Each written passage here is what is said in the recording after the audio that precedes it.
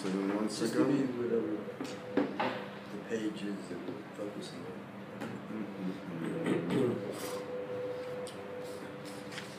Yeah, it's the third page indeed. Okay. Ve'aya. You have it, Ve'aya? Okay. I think it's Here, Ve'aya. oh, this. Okay? Ve'aya, and it was Ki irbeta litpalel, as she was extending in prayer, she was lingering in her prayer, Lifnei Hashem, in front of Hashem, Ve'eli, and Eli, the high priest, Shomer, was watching at Pia, her mouth. And Rashi says that here, like in Bereshit, Genesis, Shomer has a meaning of waiting. He was waiting. Why he was waiting? This would be a question. וחנה היא מדברת על ליבה, and Hannah was speaking to her heart. רק שפתיה נאות, only her lips were moving. Today you have מדרגות נאות, escalator, מדרגות נאות. וקולה לא יישמע, but her voice couldn't be heard. ויחשביה אלי לשיכורה, and Eli thought that she was drunk. She was, shikora. Vayomer Elea, and he told her, Eli told her, Ad matai, till when tishtakerim? You will be drunk. Asiri et yener me'alayir, take away one from you. Vatan Chana, but Hannah answered, Vatomer, and she said, Lo Adoni, no, my master. Isha keshat ruach anochi, I am an afflicted woman, ve'yain ve'shechar lo shatiti, and I didn't drink any wine or any strong beverage. Lo shatiti, I didn't drink. Va'ishpoch et nafshi, but I'm pouring out my soul in front of God. Yes, and then we can. It's difficult to do everything because we have a lot of jobs, so let's skip over the next verse and we take the verse which is just after Yud Zayin. Vayan Eli, and Eli answered, Vayomen, he said, Lechil Shalom, go in peace. The Gemara is saying that Aniftar Minachai, when you say goodbye to someone who is destined to live, you say Lech L'Shalom. And when it's someone who normally should die, you say Lech Be'Shalom. And the Gemara proves this from several instances. I think that it is also one of the instances. He didn't say Lechi Be'Shalom, but Lechi Le'Shalom. Why? Because when someone is dead, he's completely in peace. He's Be'Shalom. But when he's high, when he's alive, he cannot get complete peace. He cannot be Be'Shalom, in the peace.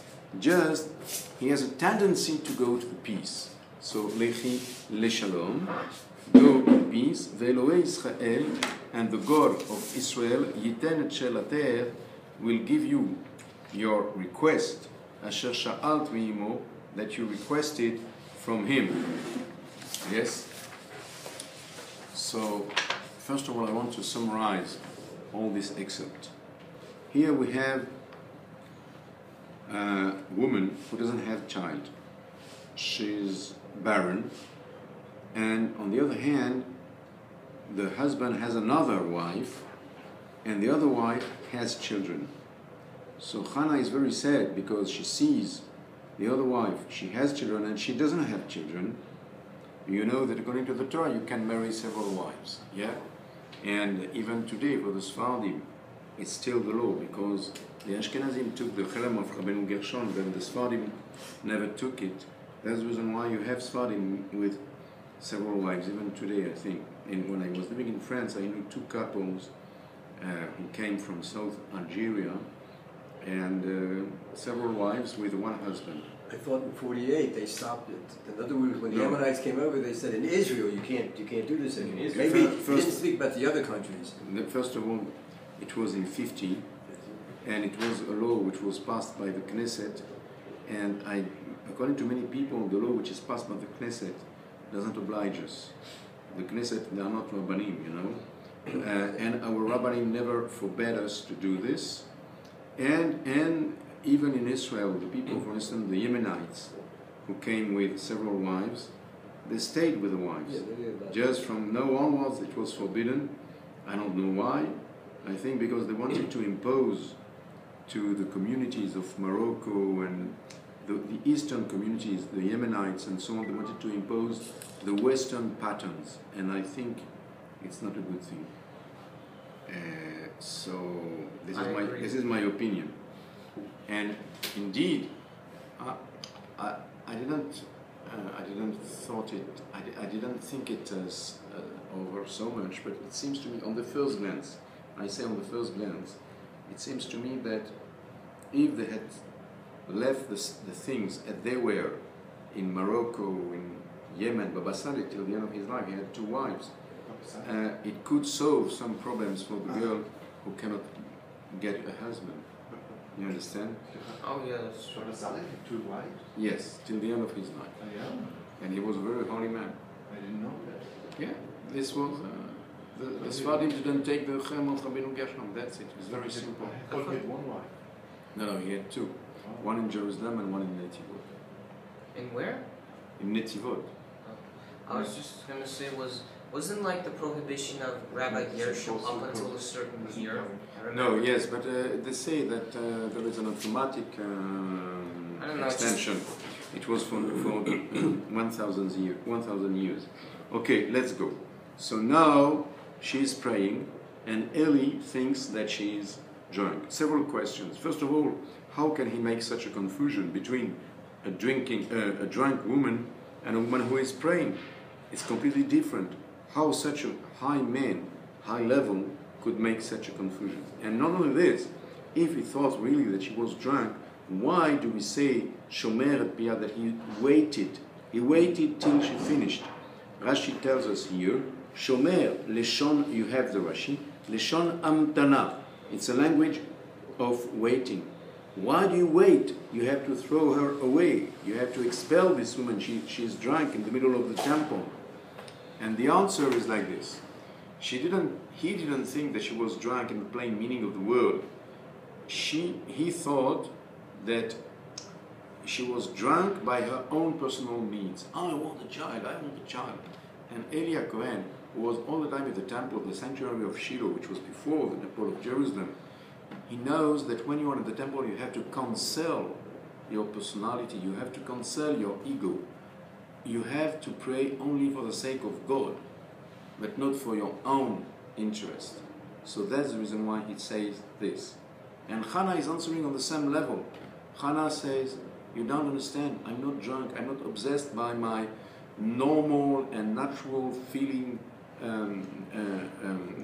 desire to get pregnant. No, it's not at all. Eshpoch et nafshi lifnei Hashem. I'm pouring out my soul in front of God. The desire to have a child is for God, to devote this child to God. And that's the reason why I'm praying. It's at the level of my soul, not at the level of my bowels, not at the level of my belly. Yes, of course I want a child like any woman, but behind this, the main motivation is a spiritual motivation. I want to build something for God. And that's the reason why she made a vow that if she has this child, it will be for God. It will be devoted to God all his life long. And he will be a Nazir. And this was the case of Shmuel. He was a Nazir, he was a prophet, a Navi, and so on. So when the high priest Eli understood this, he said, if such is the case, so you should get what you want. And she got it. So why do we read this at Rosh Hashanah? Because in Rosh Hashanah, it's a good day, it's a propitious day to ask for all our needs. Yes? And indeed, we have to ask, but we have before to make a strong, how can I say, examination in ourselves, and to understand, I'm going to ask this and this, but if I get it, what am I going to do for God with all this? Is it just selfish for my ego that I want this? Or is it also to build my life in the project that God wants on my life and on this world? And indeed, with this you can solve a problem. Because Rosh Hashanah is the day that you put the crown on the king. Vatamlichuni alechem, we say in Rosh Hashanah. You will make me a king. So we are supposed the day that you put the crown on the head of the king, only the king is taken into account, and your little desires are not taken into account. So how can you come and ask for bnei chaye mezonei, children, and health and livelihood? How can you do such a thing? It's not the moment. Indeed, this question you could ask the whole year long, because the whole year long, when we are in the Shmoneh Esrei, we are in front of the king, and that's the reason why we don't move. We have to stand, how do you say in English, to stand attention, yeah?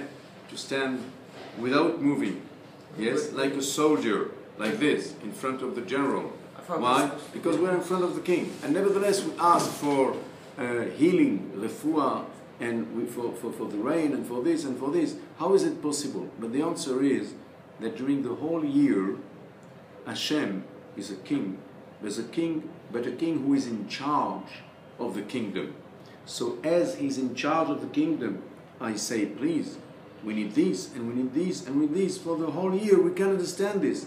Because in the Shmoneh Esrei, yes, the 12 brachot, the 12 blessings which are in the middle, we ask for all our needs. I want this, I want this, I want this. It's normal, because God is a king, but he's a king in charge of. So it's normal. But in Rosh Hashanah is the day that the king becomes a king. Yes? It's the, how do you say, the crowning of the king. I don't know if it's... The coronation. The coronation, yeah. It's the coronation of the king. So suppose, for instance, the day of the coronation of Queen Elizabeth. Yeah? Someone is getting near and say, Majesty, Queen, I need a flat, I need an apartment, I don't have an apartment. He will be pushed away. It's not the moment. It's the day of the coronation. That means, in symbolic terms, it's a day that only God is taken into account and not us. So why do we ask for our needs in this day? And the answer is through the prayer of Hannah. That, what does it mean, the coronation of God? What does it mean that God should be the king on the world? It means that every element of the world should be sanctified, should be elevated through our actions. For instance, I have a house, I can invite people, I have guests on Shabbos, so I'm doing chesed, and I give a meaning to their Shabbos because they don't have a home and so on. So I use my home for good things. That's the reason why it's written in Pirkei Avot, Vayu aniyim bnei betecha, that the poor people should be the people who are accustomed to come to your home. Bnei betecha, the children of your house. Vayu betecha bedvarad lechachamim. Your house should be a place for the gathering of the sages who come and discuss Torah in your home. That means that your home, you use it for God. Okay? So when you ask at this level, indeed there is no stira, there is no contradiction between the fact that it is the coronation of the king, that means that only God has to be taken into account, and on the other side, it's the good day, it's a very good day to ask for my needs. How can I make a bridge between the two things? It's very simple. If you want God to be the king on the world, that he is going to reign on the world, that means that the world is his. As long as you don't elevate the world, you don't sanctify the matter, there is God on one side and the matter on the other side. By the day you take a banana and you make a bracha, the banana becomes a tool for spiritual things. By the day you eat for Shabbos and you make a bracha and you sing at the table, the meal in itself, the food in itself, becomes a tool for holiness. So we say to God, listen, today is your coronation. You have to be the king of the world. But to be the king of the world, we have to bridge the gap between you and the world. So we need to get as much matter as we can to elevate the matter. And if you really ask in with such a mind, so you will get. This is what we learned from Hannah. That Hannah said that indeed I want this child for God, and she got it. Did you understand me? There are several questions on what I said. I know. I am going myself to ask the questions. But for the time being, did you understand me? Yes. So now, 2 questions.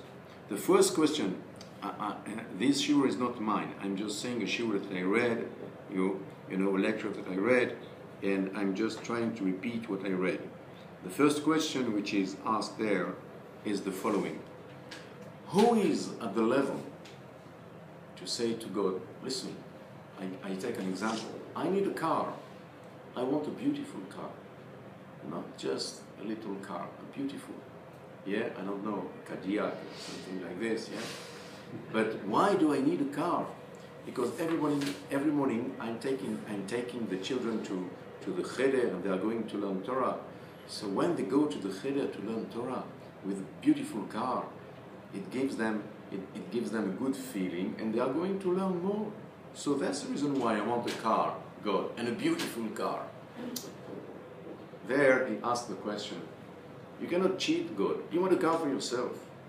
What are you saying? I want a car, but it's not for me. For the feeling of the children, when I accompany the children every morning to the cheder, they should have a good feeling, a good spirits, because they come with a beautiful car, and so they will learn the whole day with energy. This is called cheating God. This is the first question which is asked there. Yeah?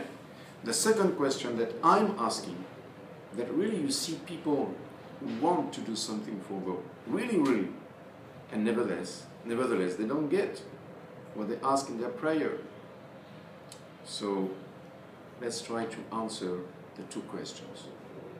First, the first question, how can you be sincere when you say to God, I need a house, I need a beautiful car, I need money, it is not for me, it's only for you.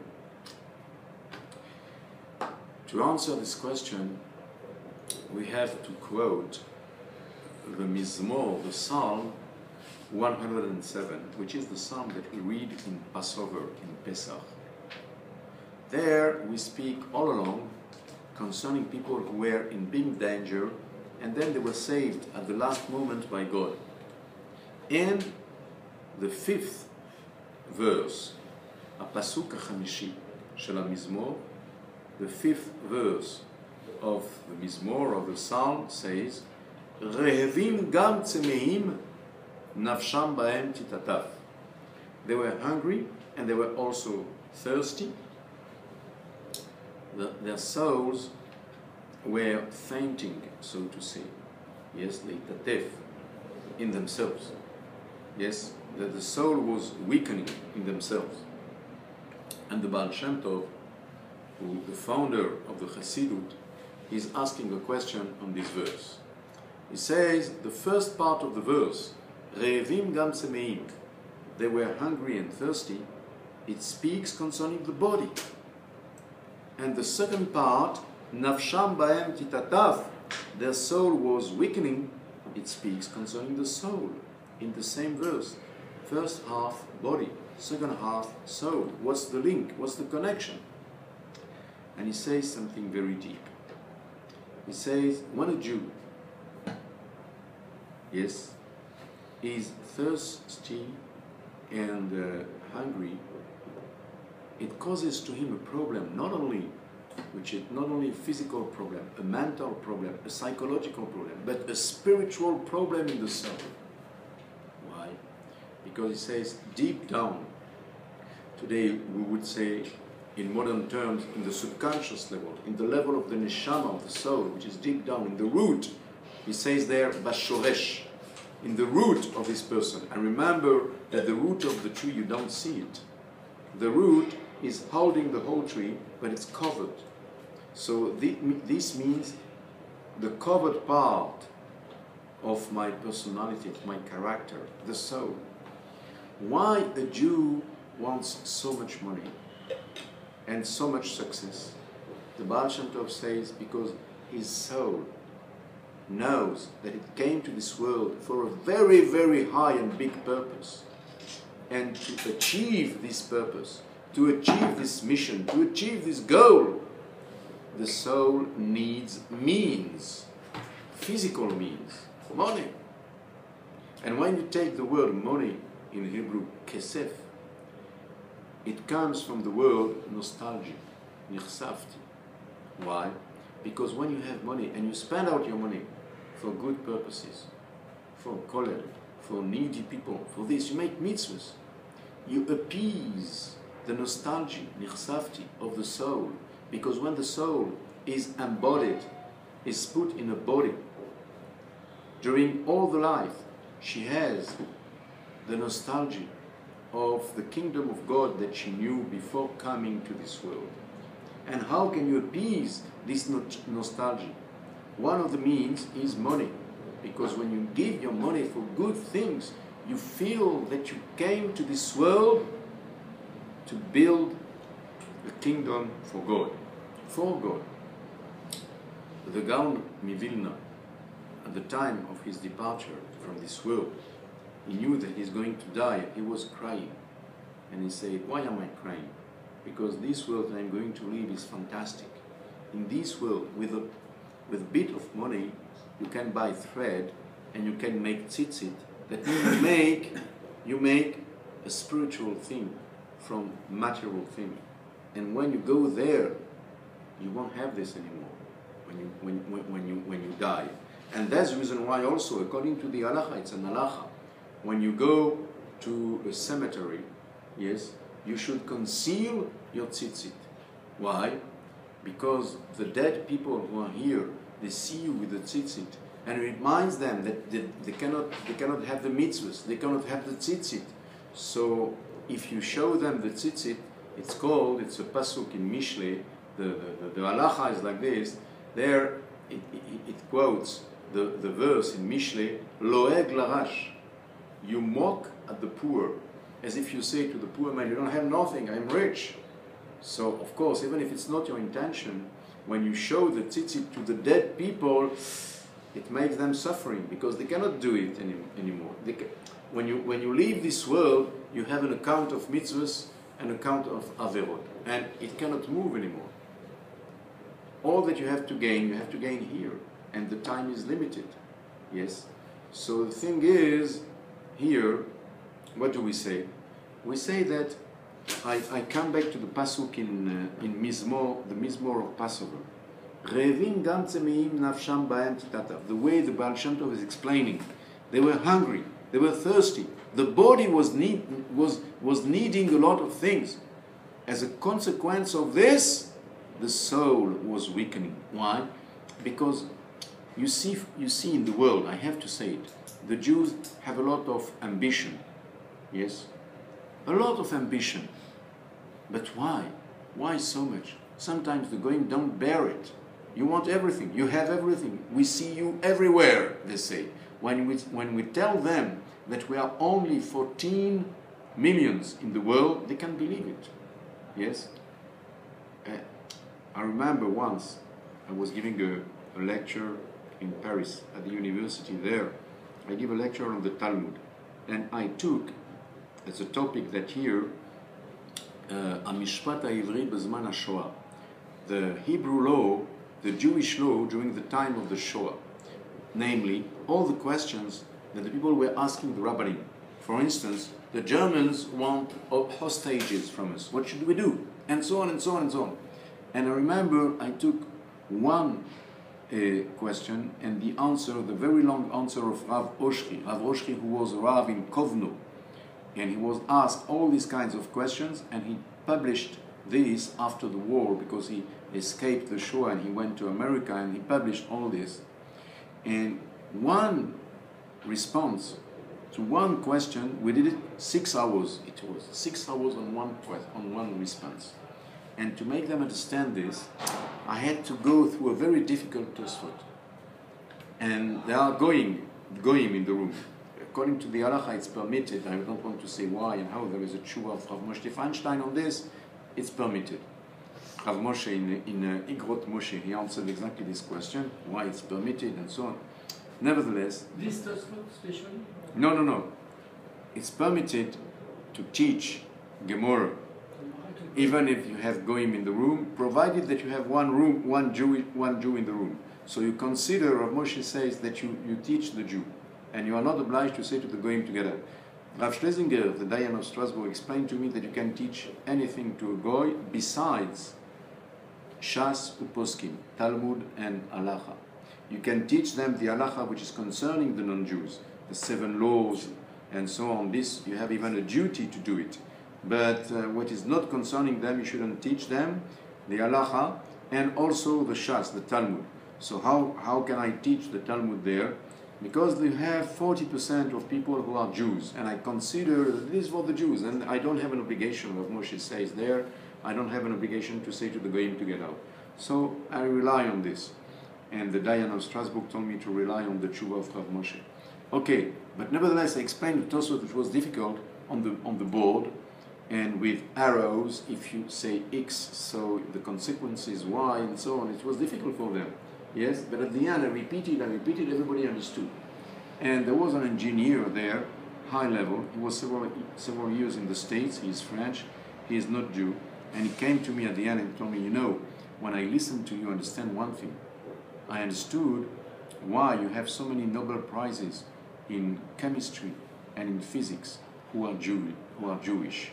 Because to understand such a thing, you need to be very intelligent, to be very clever. He told me this. And so they cannot believe when you say an average non-Jew tried to do it in America, everywhere. You ask him, how many Jews are in the world? And you will see the answer. There was a survey on this, I read it. They will tell you 100 millions and so on. When you say, no, we are 14 millions, they cannot believe it because they say, but we see you everywhere. Yeah? How is it possible? The thing is, I think there is a Jewish ambition. The Jew cannot bear to be all the time at the bottom of the social ladder. He wants to climb up the social ladder. He wants money. He wants consideration. He wants, the Jewish dream of a Jewish mother is to have one son who is a lawyer, one son who is a doctor. It's well known. And why? The Baal Shem Tov explains. Deep down, even if he is not religious at all, a Jew has a Jewish soul which learned the whole Torah in the mother's womb before coming to this world. So he knows that he has a mission to conquer the world, not for himself, but really, as Hannah was doing, to make a dwelling for God. Because when you take the whole matter, this table that I use for my shiur, and all the things which are in the world, and you use them as tools for God, you make from the material things a spiritual dwelling for God. And this is our mission. And this is why the Jew, subconsciously, he wants so much. But what's the problem? The problem is that he has the special strength and the intelligence to get this. But once he got this, he forgot what is the purpose of all this. He takes this for himself. So at that moment, the non-Jews are awakening and they tell us, why did you take the whole cake? We have also to share with you. You have too much. And this is a message from God. What is the message from God? The message from God is, I gave you all this not for yourselves. I gave you this to be an example to mankind, to give light to the whole world. And this is the reason why I gave you a land, the land of Israel. Because if you are in this land and you live according to the laws of God with justice, tzedek tzedek tirdof leman tichyeh v'yarashta et haaretz, justice you will pursue in order to live and to inherit this country. Yes. So when you do this, you become an example for the whole world, and the whole world understand that you are like a master, a guide. And the world, as it's written in the parasha, will say, Rak am chacham v'navon hagoy hagadol hazeh. They are intelligent, they are wise, these big people. Why do we say Am Agadol, these big people? The Torah itself says, Ki lo mirubechem ha'av Hashem etchem ki atem ha'me'at mikol ha'amim. It's not for your number. It's not because you are numerous that God loved you. Because you are the most little people in the world, the most little nation in the world. So God didn't love you for your number. You are not numerous. So how can we say on the other side, Rak am chacham v'navon hagoy hagadol hazeh? They are wise. They are clever. These big people. We are not the big people. The Torah says that we are the most little people in the world. It means big by the qualities, big by the values. And this is the example that we have to give to the world. So the Baal Shem Tov says, I finish just this. This is the meaning of the verse. They were hungry, they were thirsty, their souls were weakening in their beings, in themselves. Why? Because the real reason a Jew wants money is for the soul, for the divine part, the divine spark, which is in himself, which has to build the world and to elevate the world to God, to make a bridge between God and the world. And I just finish. I want to tell you something. I thought of this drasha of the Baal Shem Tov. Once I went to the richest neighborhood in Paris, the 16, because we have 20 neighborhoods in Paris. The 16 is the richest, 16th and the 8th also. And all the embassies are there. 8th, 16th, mostly 16th. Why? Because when you have an embassy, the embassy is like the window of a shop. You are not going to show the bad things. You are going to show the good things. So you want to have something noble, something very... So they put all the embassies there. And I went to the embassy of a very, very rich and very small country, Monaco. I had to do something there. And it's a wonderful place. The neighborhood is wonderful, and so on. And she told me there, I was received by someone, she told me, make a letter as soon as possible. So since she told me as soon as possible, I was looking for paper. I was looking for stationery, a shop. And I didn't find. And I went 1 hour. During the hour I was going in this neighborhood, I had my eyes on the buildings, on the signs, yes, on the buildings. I saw there all the doctors' Jewish names, only one French name. And all of them, they are Jews who came from North Africa, because you have Ashkenazi names and you have Sephardi names. All of them Sephardi, there was one Ashkenaz and one Goy. All of them. I saw only one French name, and I thought, it's incredible. These people, they came 40 years from Algeria, Morocco, Tunisia. They left everything behind. They couldn't get the property to France. When these countries, which were French colonies, became independent, they had to leave everything. So they came with empty hands. And in 40 years, they become doctors, specialists in the best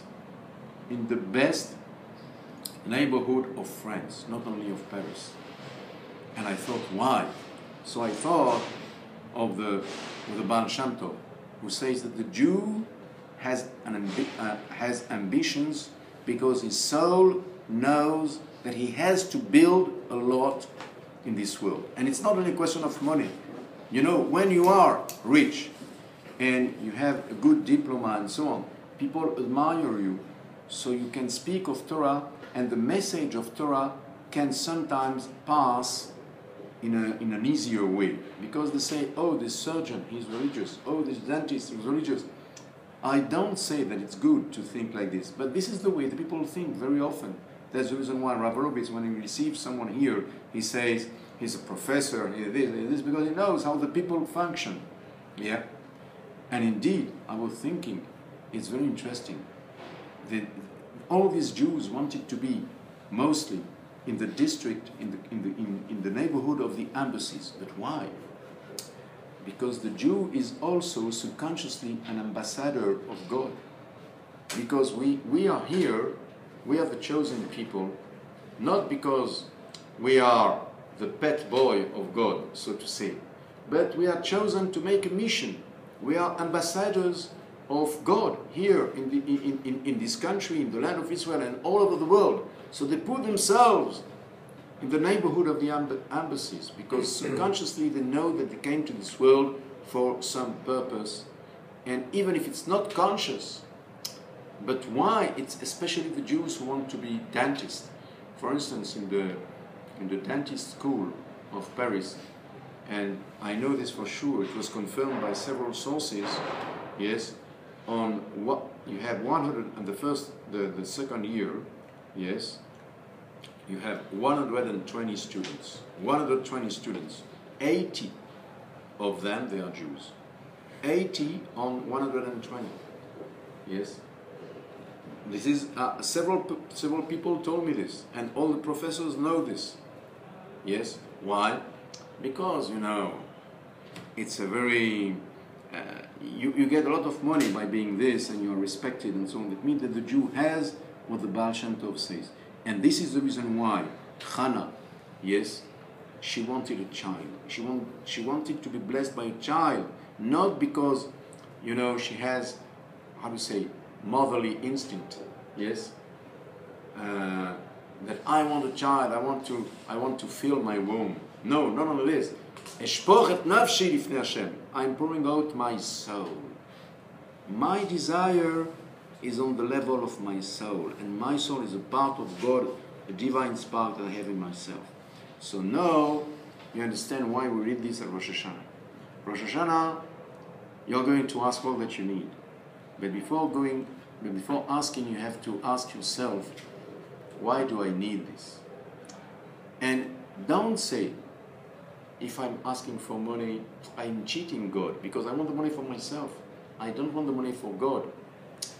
The Baal Shem Tov tells you that subconsciously you want the money for God.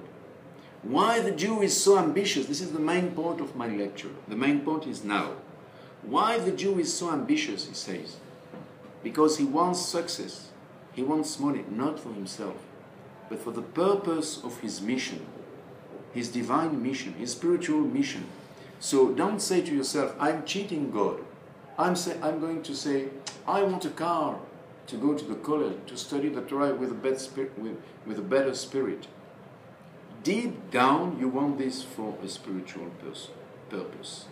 Deep down, even a non-religious Jew, when he wants to succeed in society, he wants to do it for God. But it's very, very deep down in the soul. It's buried, so to say, inside the soul.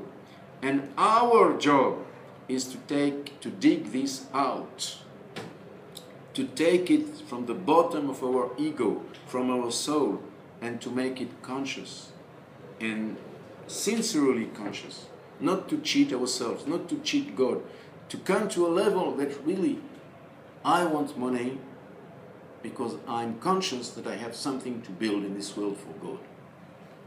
And you are able to do it because deep down every Jew wants money for that. So when you reveal in yourself this aspect of your personality, of your soul, you want at the level that God wants, so you get it.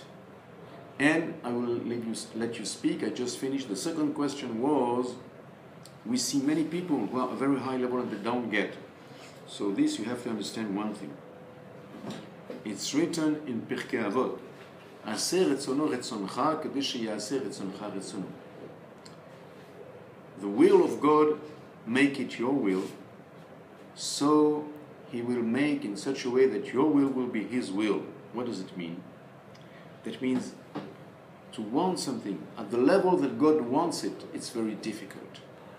But once you get this, when you want at the level that God wants it, and it's a whole work, it's a whole job, when you reveal this in yourself, you get it.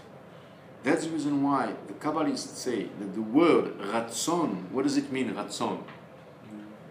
Will. Will. Ratzon is will. Ratzon is the same letters as tzinor. What is a tzinor? A pipe. For instance, there is a well here, a well of water, but I don't have water in my house. Why? Because they don't put a pipe between the well and my house. The pipe brings you what you need. So what is the pipe which brings you what you need? Tzinor. It's the ratzon. Provided that this will, this ratzon, is the same ratzon, the same will as God. And you can arrive to such a level because your soul is a part of God in yourself. So you have to reveal this soul. And when you reveal this soul, you reveal this deep will which is in yourselves. This is the pipe, this is the tzinor to get all that you need, because you don't express this need just on the level of the body, but on a very higher level. And this is the prayer of Hannah, and this is the reason why we read the Haftarah, the prayer of Hannah, the first day of Rosh Hashanah, to teach us in which spirit, with which mind we have to pray on Rosh Hashanah. And now, Bati Legani, I came to my garden. This is a pasuk, this is a verse in Shir HaShirim, yeah? Bati Legani, I came to my garden. So, Gani, please. I was gonna say was technically actually now I believe it's closer to 15 million of us now. Thank Hashem. Also, I believe since Har Sinai there were peoples that we outnumber. Even when we had the first temple, we outnumbered our neighbors. Well, they outnumber us. I mean, no, I'm saying that at one time we outnumbered them. Oh yeah. But before the Shoah, I read that we were 18 millions. So could have been more. we 18 millions. We till now we didn't come back to the number that we had before the Shoah. Because before the Shoah, 18 millions, and then 6 millions were killed. So we were, after the war, 12 millions. Today we're still 14 millions, 15 millions. But you know, when you speak to the non-Jews, they can't believe it. They say, no, it's not possible that you are so few. We see you everywhere. Understand? There is a strength among the Jewish people. There is ambition, there is intelligence. The only thing is that you have to channel. I want to ask. Nowadays, there's no ambition. If you see like your sheep, they have no ambition at all. Nothing. Let's say don't even go too far. Go to Vishnits. They sit down there, learn, have no ambition whatsoever. Efforts. Go to Yeshivat Mir, you see people with ambition, who learn, who are studying. No, I'm saying there's a lot of people who do not have ambition. So you're saying that the nature of the Jews to have ambition because we want to have the means to bring Hashem into this world, to do good, but we see that there's no ambition nowadays. Okay, I want to answer this question. What's your name? Gabriel. Yehuda. Your brother is Gabriel. Okay, Yehuda, listen well. In the Sefer, I spoke of the Baal Shem Tov, Chassidus, the founder of Chassidut. In the Sefer Atanya, yes, it was 1797.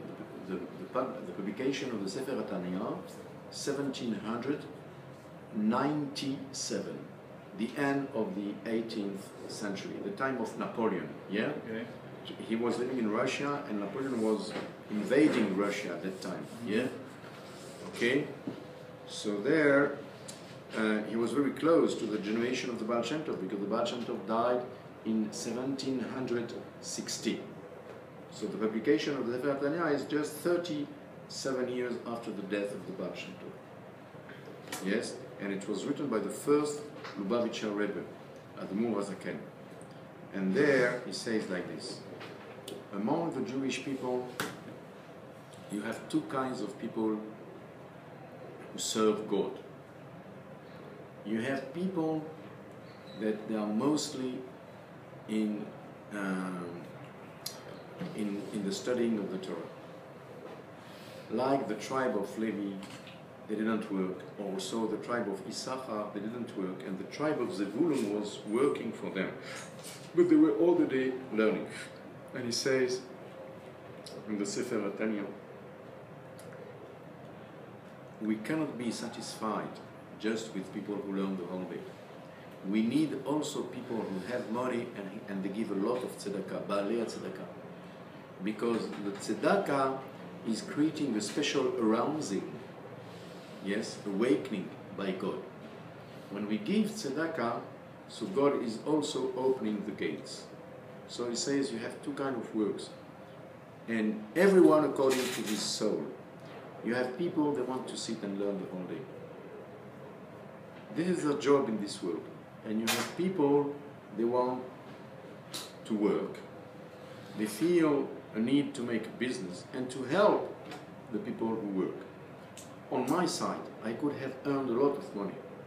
But I was just all the time mistapek b'muad, satisfied, not with the minimum, a little more than the minimum, but no more. Why?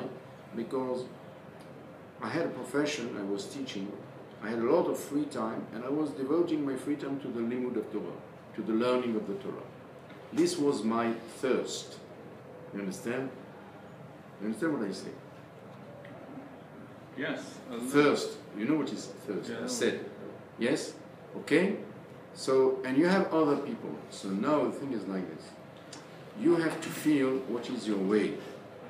Is your way to work and to earn a lot of money and to help the people who want to learn? Or is your way to sit and learn the whole day or almost the whole day? And you can work also a bit, of course.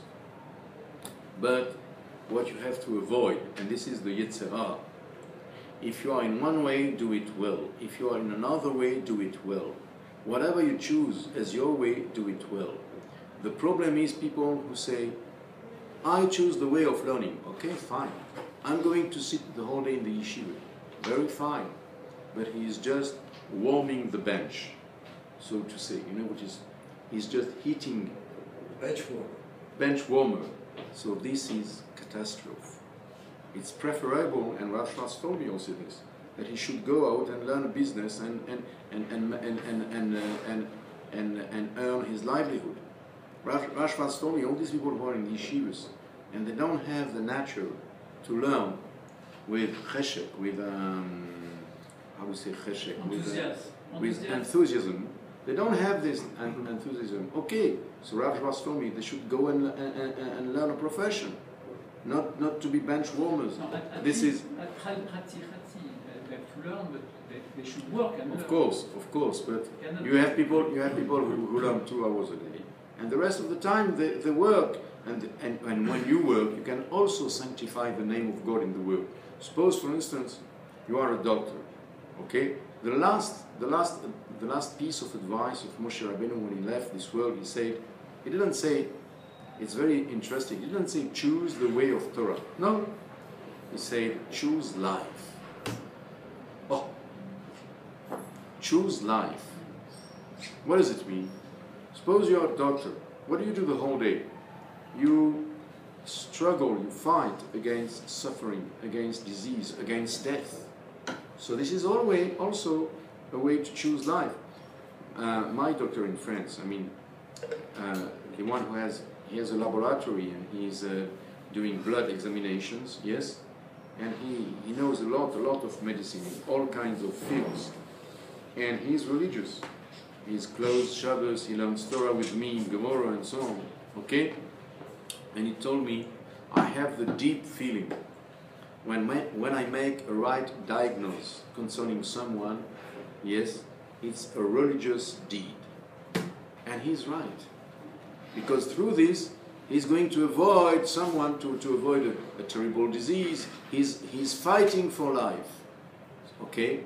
So, some people tell you, I prefer to fight for life through the limud Torah. This is my case. But it's not everybody who is built for this. It depends on his mission in the world. My mission is not your mission, is not his mission. Correct. But and the main thing is, you want to be a doctor, be careful. If you learn 8 hours a day and you are a doctor 2 hours a day, be careful that when you are a doctor, you are able to heal the people, and you're not just cheating the people, because a diploma doesn't mean anything. If you have the diploma and you don't have the experience, you didn't spend 2-3 years in a hospital, you just have the diploma because you worked hard for the examination, it doesn't mean that you have enough experience to heal the people. So be very careful. You have a responsibility. Don't cheat the people. You are a doctor, you have to know medicine at the top of your level, and to be informed, and to read reviews, to read magazines all the time, to be aware of what is developing in the world, in your You field. have to keep up with the technology, the That's pharmacology, it. and if you don't do it, forget it. Of course, because you are cheating the people, and you are cheating the people in a field which is very dangerous, the field of health, No, the field of life. of life. Health is life. But Rob, Yes, we and know. the thing is, if you are learning Torah the whole day, you have to be completely devoted. Once the Lubavitcher Rebbe said like this, listen well. He said, I can accept that the people who are in yeshiva, they don't go to the army to learn the whole day, because this limud is also protection for the state of Israel. But he said one thing, he said, provided that they are really learning the whole day with enthusiasm. Because if they are just bench warmers and the other people have to go to the front line, to the battle, who tells them that their blood is more than the blood of the other guy who goes to be killed? Who tells you? Yes? If you are the whole day learning, so you protect the land of Israel, as is written in Tehillim, yeah? עומדות היו רגלינו בשערייך ירושלים. Our feet were standing in your doors, Jerusalem. And the Gemara in Makot says, what does it mean? It means the doors of the Bet HaMidrash. Our feet were standing, it means our feet were standing, yes, steadily in the war. Why we were steady in the war? Why we were able to overcome our enemies? B'sha'arayich Yerushalayim, because of the doors. The doors means the Batei Midrashim, the study halls where the people were learning the whole day in Jerusalem. This gave us the strength to win the battle. Yes? This is the Gemara in Makot. Provided that you don't cheat yourself. If you are just a bench warmer, why this mother will be deprived of her son in the battle and you will stay alive just because you are just a bench warmer? This is not normal. He said. He wanted to speak before, and afterwards you will speak. Yeah. So we know that before the Shoah, and we know by the Jewish history from the Beit HaMikdash and from rabbis, we know that every Jew had a profession and they learned. Now we see that the whole thing of learning is just the Litvish trend. It's just a thing going on. Because we know by our history, the only ones that served the whole day was the Leviim and the Kohanim. Israel was always like doing commerce, like you say, doctors, being professors, teaching agriculture, teaching everything. But now it's just that this Litvish trend, she was, Okay, I want to answer his question first, and then Tzvi, you will ask your question. Very briefly speaking, you spoke of the tribe of Levi. Today, the people who are in the college, they tell you, we are the tribe of Levi. Oh, but the Torah speaks of Torah and Melacha, Torah and a job. We see that Rashi, he was a vine grower. He was a vinter. What do you say? Vinter. Vinter means a producer of Viticulteur. Vinter. Thank you. You teach me a word. I need to learn English also. You have also to teach me something. In Troyer. Yeah. Right? When I teach you, it should be both ways. I teach you and you also teach me. So you say a vinter. Rashi was a vinter, and Rambam was a physician, a doctor, and Hillel was a woodcutter, and Rabbi Elazar was a cobbler, sandlar. You say cobbler? Shoemaker, but you say also cobbler in British English, yeah. Okay? So when we were at school, we were taught British English, Queen's English, and not American English. Excuse me. So the thing is, yes, that why today you have people that don't have profession, they are learning the whole day. And the thing is, the reason which is given is the fact that the generation is much weaker than the generation of Rashi and Tosafot. At that time, people had a tremendous power, but today they have less, and that's the reason why they need also to be the whole day in the limud. Yes, I can tell you a story which is a tremendous story that I heard from a witness. I was invited late Shabbat, yes, Friday night, by a Rav here, Rav Weingart. Rav Weingart is well known in the French community because he's writing a book in French language on Jewish law and so on. He's a Rav, he's a Talmid Chochem. And he had no father, so he was adopted by a very big Talmid Chacham that everybody knows from before the war, the Sride Esh, Rav Yechiel Weinberg, who wrote the Sride Esh, a very, very big master in Halacha. So we were at the table, and he said a story which happened with his father. He calls him Abba, because he was educated by him, he was adopted by him. So he said his father was the Rosh Seminar, the head of the Jewish seminar in the 30s, before the coming of Hitler, in Berlin. It was in Berlin, yeah? Yeah? Hitler came in 33, so just before. So he said in the 30s, just before the coming of Hitler, a man came to see my father, the Sridesh. And this man was called Menachem Schneerson, yes? And 20 years after, he became the Lubavitcher Rebbe. But at that time, people didn't know him so well. Yes, he was just a man. He was young. He was 30 years old because he was born in 1902. Yes, He went to the Sorbonne. He went to the Sorbonne and so on. So, but he was in Berlin at the time. Before he came to France, he was in Berlin, in Germany. So he came to he came to my father, and he said to my father, I would like to have a smicha, rabbinical diploma, from you. So he said, my father told him, okay, you want a smicha, this is the program. It was a very, very large program, big program. So he said, this man said to my father, I don't have time for all this. It's a long examination, I don't have time for all this. But I make you a suggestion. I suggest you the following thing. Give me a book, one night. Yes, in the evening you give me a book. And you give me one night to know the whole book. And in the morning I come. And if in the morning, through the night, I know perfectly well the whole book, whatever book, you choose the book that you want. I don't tell you this or this. You choose the book that you want. You give me in the evening and I come in the morning. If through the night, one night, I know perfectly well the whole book, you give me the smicha. So Rav Weinberg accepted. His son said, my father accepted. And he gave him a book that he just wrote recently. The name of the book is Pinui Atzmot Amet. How to transfer the bones of a dead person or corpse. And he said, just to understand this book, you have to be competent in the whole Seder Ta'arot, which is the most difficult Seder of the Talmud, of the Shas. Seder Ta'arot, it's very complicated, very, very, very. Even big Talmidei Chachamim, they don't understand. Sometimes you ask them questions and they say, okay, I cannot answer. I saw it, yes? And just to understand the book, he said, just to understand, not to remember. And you have to read it, you have only one night, yes? You have to be competent in the whole Seder Ta'arot. So he said in Hebrew, בבוקר בא הבן אדם ואז הבא נבהל. He was saying the story in Hebrew.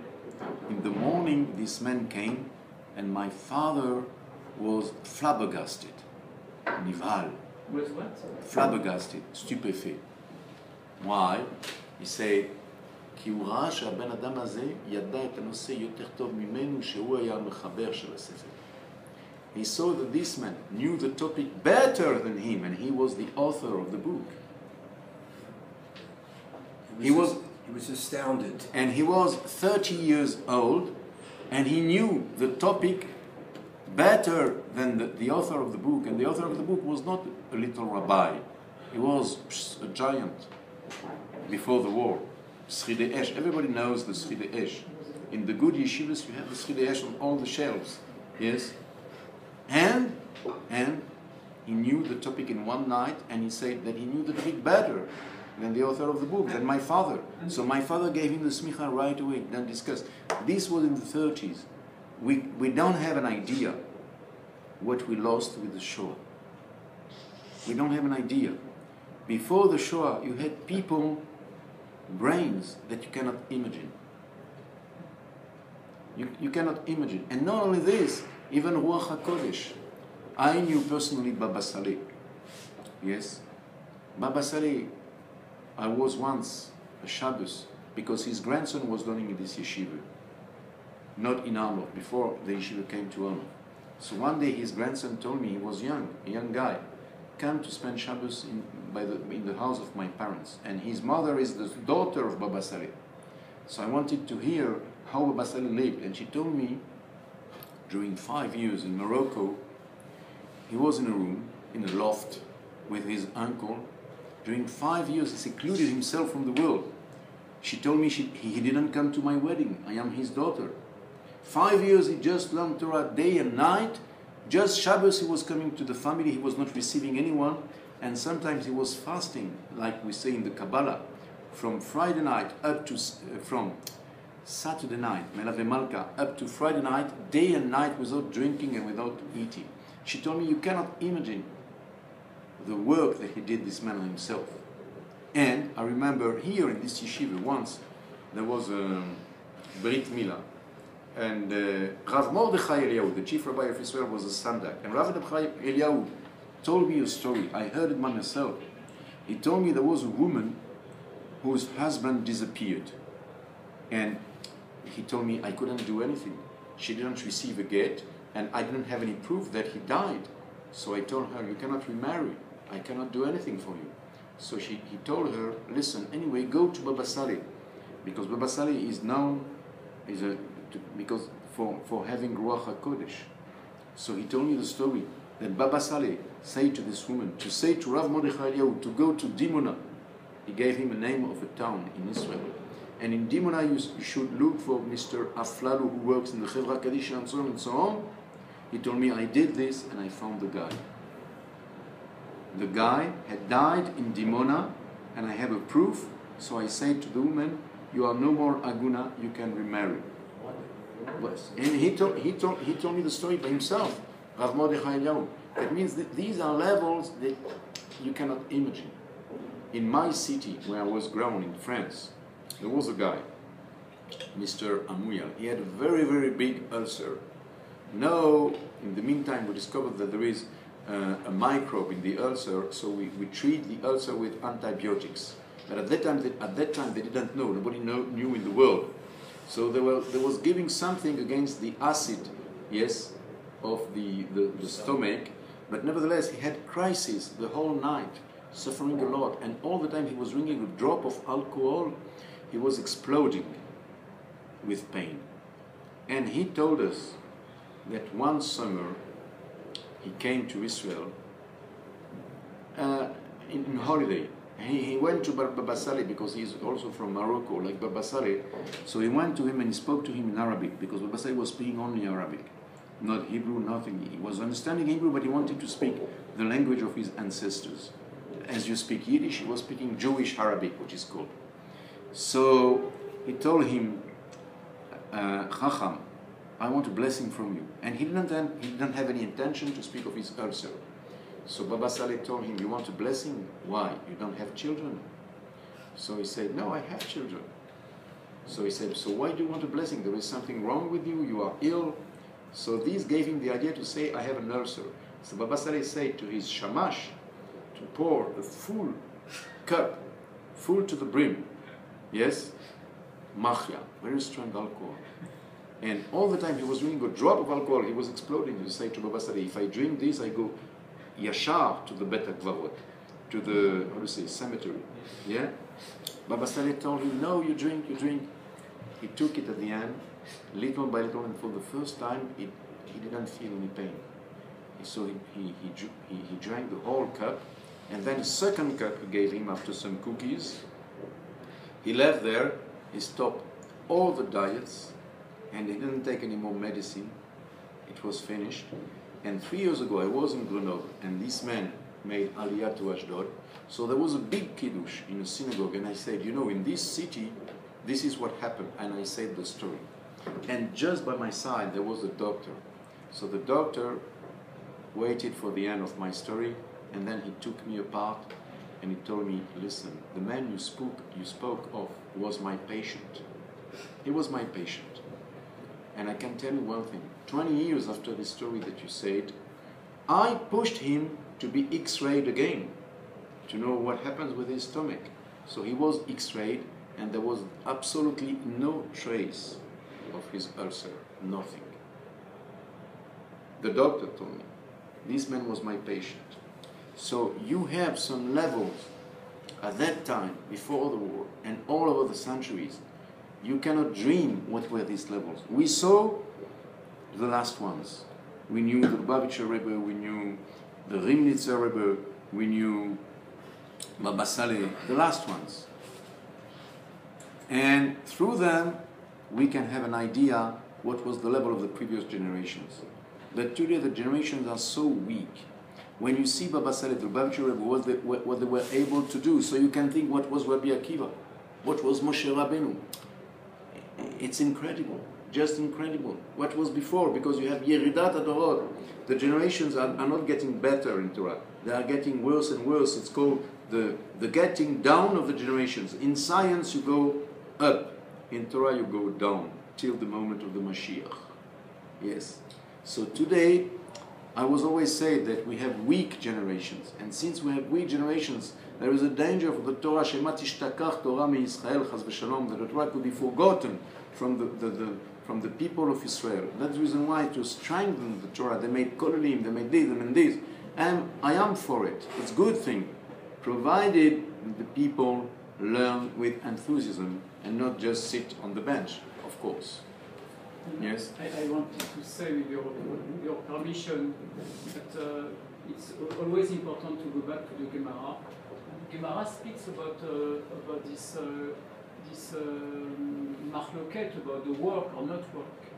The Gemara says there are two. In Brachot, yeah. Rabbi Shimon Bar Yochai and Rabbi Ishmael. It's a machloket. So, no, there is a machloket. Can you tell us about yes. the machloket?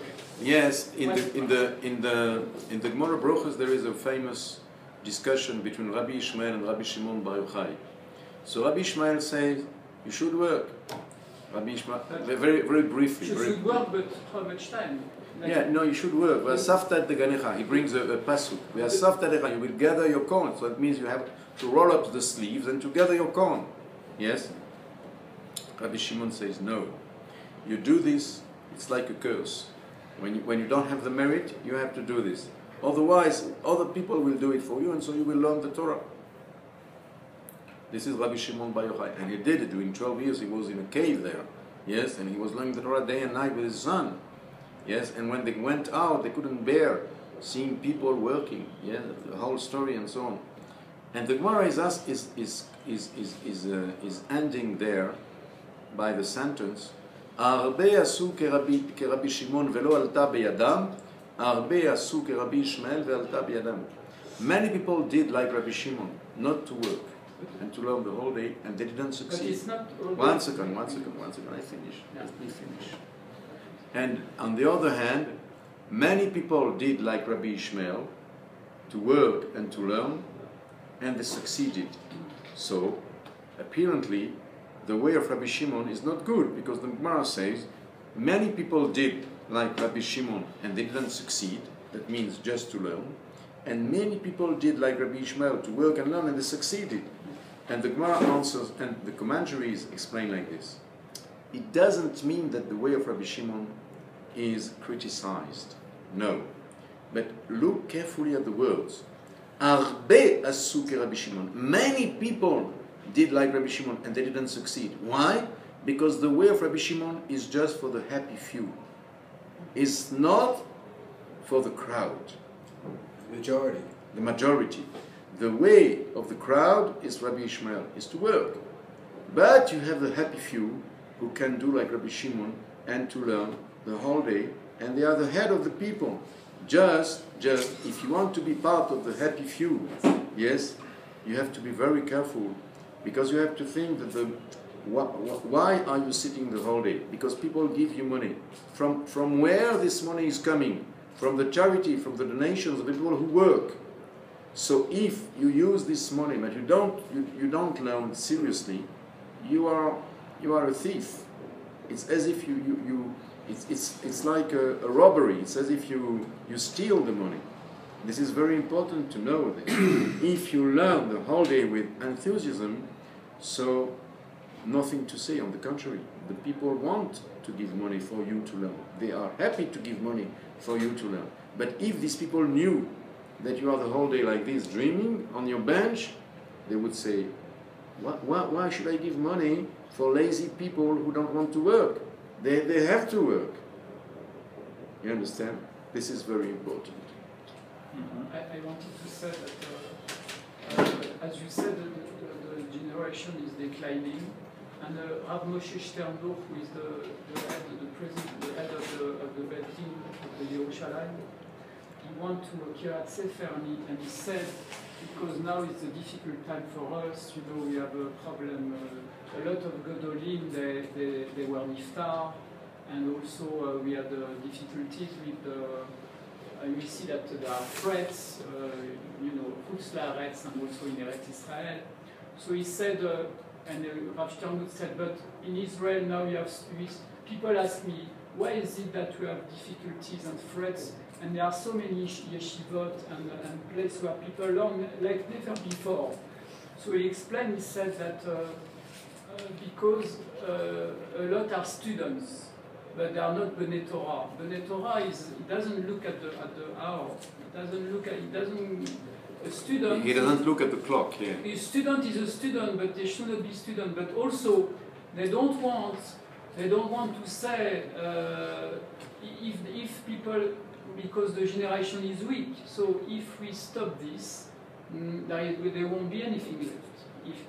Even if people don't learn the way they should, but if we stop it, what will happen? And also, Rabbi Horowitz says, in good yeshivot, you go to Mir, you see people that learn, you see them. There is a lot of noise, a lot of. But you have also people there who are bench warmers. I learn in Mir. You have bench warmers and you have very serious people. It's a mixture.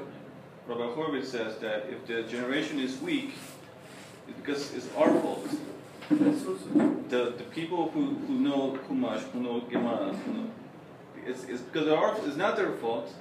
Why they are weak? They don't know. They don't know how to learn. They don't know mitzvah. They don't know how to. So if the generation is weak, it's because it's the fault of the people who know a lot of Torah. I will tell you one thing. Rav Rovitz said the generation is weak before he knew you, but now that he knows you, he knows that there is something to strengthen the generation. Listen, Rabbi Horowitz is a big kiruv rabbi. Yeah. He loves to do kiruv, and he knows that it's very necessary to teach the Jews that don't know Torah. I was just going to say, Rabbi, but because this generation is weak, and we are, it could be now, it could be later, but it's within this generation that the Mashiach is born.